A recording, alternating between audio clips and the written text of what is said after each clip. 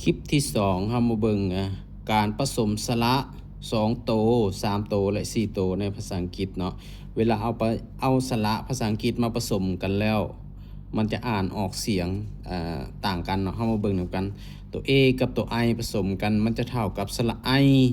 สระ A สระ E เนาะเป็นได้ทั้ง3โตเนาะ ตัว A ผสมตัว N กับตัว E เป็นสระเอนหรือว่าเป็นสระแอนก็ได้เนาะตัว A ผสมกับตัว N ตัว G เป็นสระแองสระอังเนาะตัว A ผสมกับตัว O ก็เป็นสระโอสระอาวตัว A ผสมกับตัว T เป็นสระแอดสระอาดตัว A ผสมกับตัว U เป็นสระอตัว E ผสมกับตัว A เป็นสระเอียหรือสระอีตัว E ผสมกับตัว A ผสมกับตัว R เป็นสระเอียเป็นสระเอียสระเอียเนาะตัว E ผสมกับตัว N ตัว G เป็นสระเองตัว E ผสมกับตัว O เป็นสระแอลตัว E ผสมกับตัว U และใส่ตัวสะกดตัว M เป็นสระเอียมตัว E 2โตผสมกันเนาะเป็นสระอิสระอีตัว E ผสมกับตัว U ผสมกับตัว N เป็นสระอื่นเป็นสระอื่นสระอื่นเนาะตัว E ผสมกับตัว U ผสมกับตัว N ตัว G เป็นสระอึงหรือว่าสระอึงตัว E ผสมกับตัว U ผสมกับตัว K เป็นสระอึกหรือว่าสระอึกเนาะมาเบิ่งแถวนี้เนาะตัว E ผสมกับตัว U ผสมกับตัว TH เนาะเป็นสระอืดหรือเป็นสระอึดสระอืดเพราะว่าตัว TH เท่ากับตัวดอตัวสะกดตัวดอในภาษาลาวเนาะตัว E ผสมกับตัว U ผสมกับตัว K เป็นสระอึกสระอึกเนาะเป็นได้2สระเพราะว่าตัว K เท่ากับตัวกอในภาษาลาวตัว E ผสมตัว I ผสมกับตัว E เป็นสระอิหรือว่าสระเอียตัว E ผสมกับตัว I ผสมกับตัว E แล้วใส่ตัวสะกด NG เป็นสระเอียงตัว ตัว O ผสมกับตัว A เป็นสระอาวตัว O ผสมกับตัว U เป็นสระอูตัว O ผสมกับตัวสะกดตัว M เป็นสระอมหรือว่าสระออม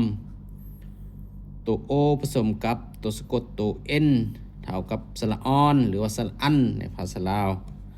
ตัว O ผสมกับตัวสะกด TH TH เท่ากับตัวดอเป็นสระออดหรือว่าสระโอดตัว U ผสมกับตัว A แล้วใส่ตัวสะกดตัว L จะเป็นสระอ้วนเป็นสระเอียนตัว U ผสมกับตัว A แล้วใส่แล้วผสมกับตัวสะกดตัว N เป็นสระอ้วนสระอ้วนตัว U ผสมกับตัว A แล้วใส่ตัวสะกด NG เป็นสระอ้วงตัว U ผสมกับตัว A แล้วใส่ตัวสะกดตัว B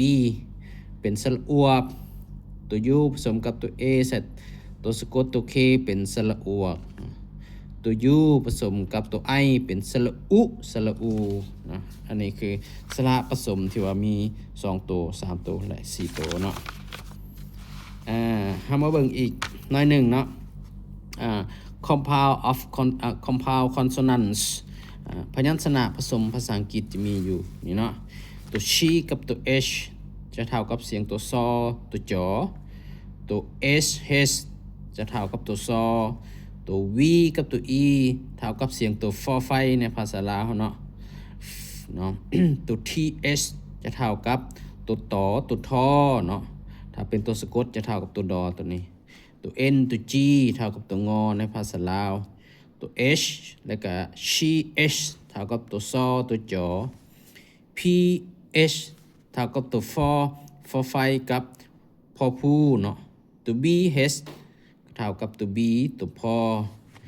ตัว n ตัว k เท่ากับเสียงตัวงอเมื่ออยู่หลังสระเนาะ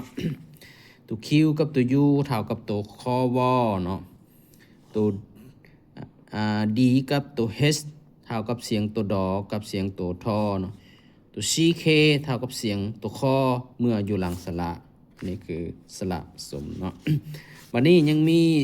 compound sound เนาะ ส่วนตัวที่ออกเสียงควบเนาะจะมีตัว S กับตัว R เนาะจะเท่ากับเสียงตัวซอกับตัวรอตัวสอกับตัวรอเนาะตัว C กับตัว L ก็เท่ากับตัวคอกับตัวลอหรือว่าตัวกอกับตัวลอ SL กับตัวสอกับตัวลอตัวซอกับตัวลอ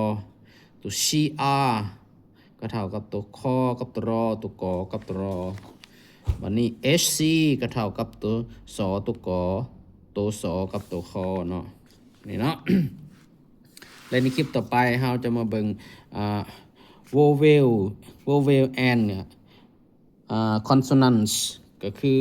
ตัวสระและตัวพยัญชนะเนาะเดี๋ยวมาเอาสระแล้วไปผสมกับตัวพยัญชนะและจะอ่านออกเสียงเป็นคำศัพท์ในภาษาอังกฤษเนาะสำหรับคลิปนี้ก็จบเท่านี้ก่อน